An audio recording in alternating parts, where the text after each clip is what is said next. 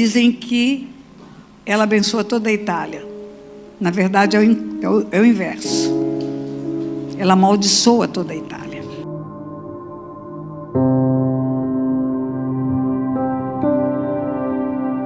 Nenhuma bênção pode vir daquilo que é contrário à vontade de Deus. E ali, quando eu estava em Milão, Deus me mostrou algo muito especial na Bíblia. Antes de falar de Isaías 42, que eu sempre falei, que é um texto profético, onde o profeta anuncia as duas vindas de Jesus. Em Isaías 41, Deus fala que os ídolos não são nada. E ele diz assim, o Senhor falando da sua grandeza, Isaías 41. Versículo 21. Apresentai a vossa demanda, diz o Senhor. Alegai as vossas razões, diz o rei de Jacó. Trazei e anunciai-nos as coisas que hão de acontecer. Relatai-nos as profecias anteriores para que atentemos para elas e saibamos que se cumpriram. Ou fazei-nos ouvir as coisas futuras. Anunciai-nos as coisas que ainda hão de vir, para que saibamos que sois deuses. Fazei bem ou fazei mal, para que nos assombremos e juntamente veremos. Eis que sois menos que nada, e menos que nada é o que fazeis. Eis que todos são nada. Versículo 29. As suas obras são coisa nenhuma, suas imagens de fundição, vento e vácuo. O que é isso? Deus está dizendo para os ídolos, me fale se vocês são capazes de anunciar alguma coisa que vai acontecer. Para que eu saiba que vocês são deuses. Porque Deus é onisciente. E na onisciência tem a presciência, e na presciência tem o conhecimento das coisas futuras. Me conte, ídolos, se vocês sabem alguma coisa que vai acontecer. Ou me conte alguma coisa que vocês falaram que aconteceria e que realmente aconteceu, para a gente confirmar se vocês são deuses. Porque se vocês são deuses, vocês são oniscientes, sabem tudo. E no fim dizem, vocês não sabem nada. Vocês são vento e vácuo, coisa nenhuma. E em seguida, logo em seguida, ele usa a boca do profeta para dar continuidade e provar que ele sabe tudo. Ele fala, vocês não são nada, mas eu vou provar minha grandeza. E aí Isaías 42, que é a continuidade, porque na Bíblia não existe separação, é só para fazermos o estudo, mas é só uma profecia. Ele diz assim, eis aqui o meu servo, a quem sustenho, o meu escolhido, a quem minha alma se compraz. Pois sobre ele o meu espírito, ele promulgará o direito para os gentios, não clamará, nem gritará, nem fará ouvir a sua voz na praça. Não esmagará a cana quebrada, nem apagará a torcida que fumega. Em verdade, promulgará o direito. Não desanimará, nem se quebrará até que ponha na terra o direito.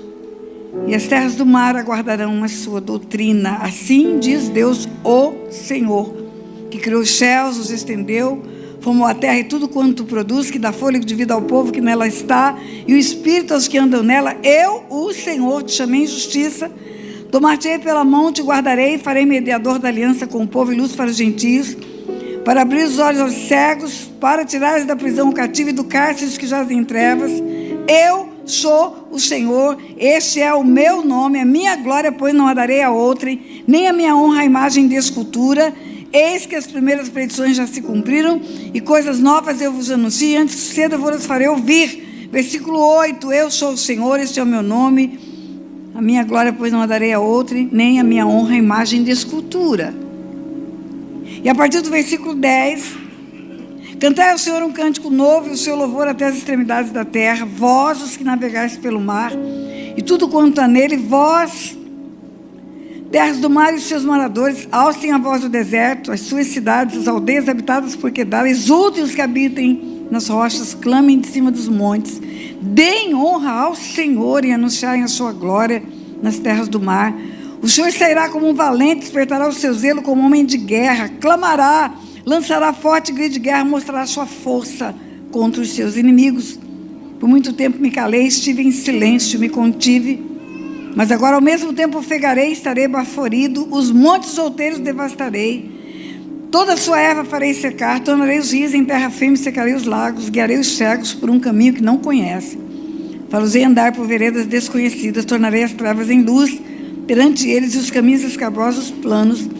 Essas coisas farei e jamais os desampararei. Torna-se atrás e confundir-se-ão de vergonha.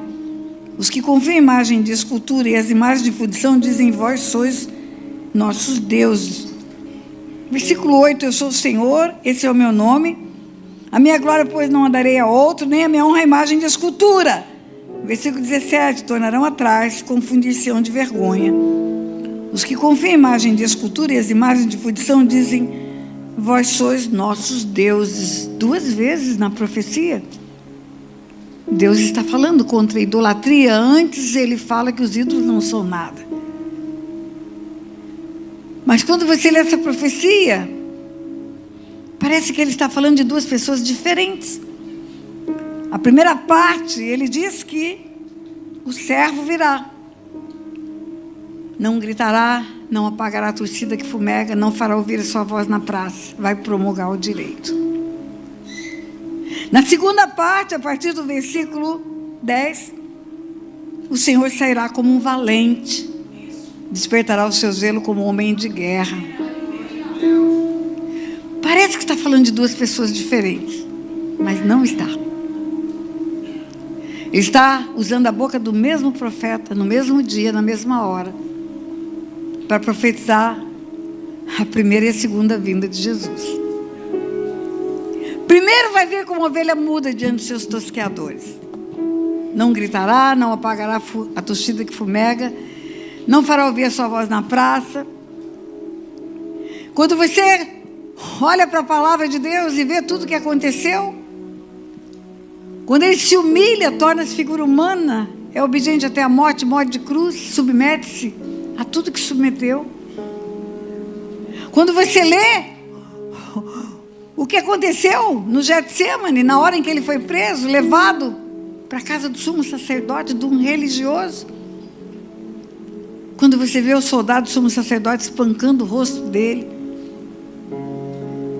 Quando você vê ele preso ao arrepio da lei. Como juiz eu vou te dizer, não podia prender ninguém na madrugada.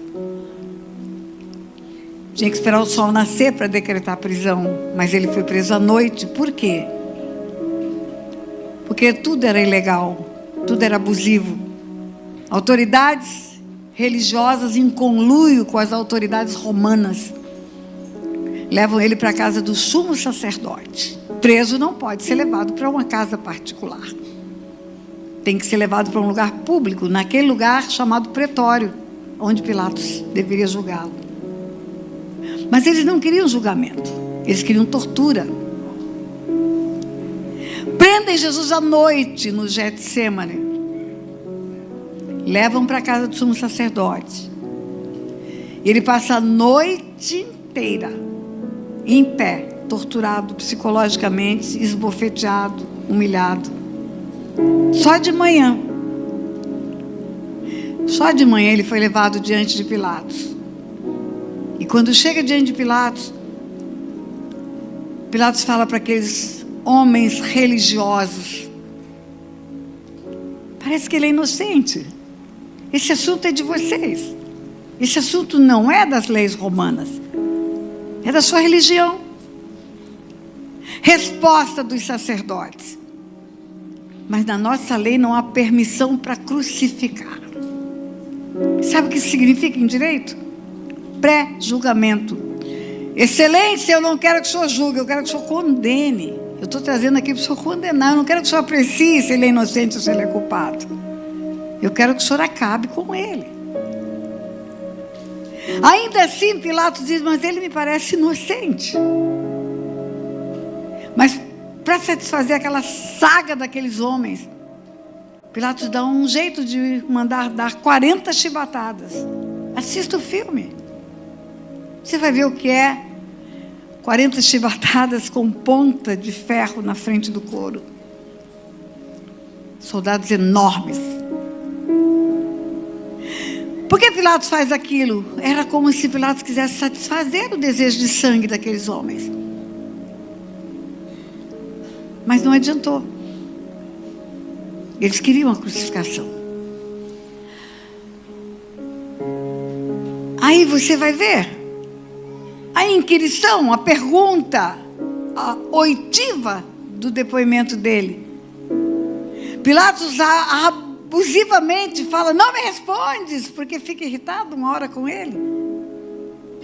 Não sabes que eu tenho autoridade para te crucificar ou para te libertar?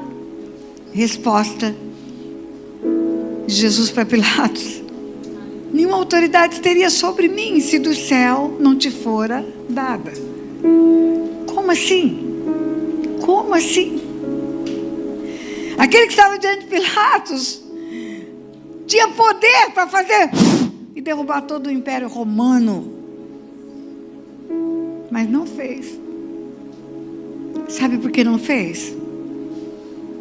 Porque ele veio para pagar o preço do meu e do seu pecado. Porque lá no princípio da humanidade, nós pecamos, todos nós. Não foi Pilatos, não foi. Não foi o soldado romano, fomos nós. Fomos nós. Lá no começo da humanidade, todos nós transgredimos. Em Adão estávamos lá, como sementes dentro de uma maçã. Em Adão todos pecaram, todos foram destituídos da glória de Deus, todos. Todos perdemos o DNA do Filho de Deus que tínhamos um dia quando fomos criados, todos. O homem foi formado para ser filho de Deus, filho de Deus. Está escrito na Bíblia. Lucas capítulo 3, a partir do versículo 23, fala da genealogia, e quando chega em Adão, filho de Deus. Deus formou um filho na terra, a sua imagem, a sua semelhança.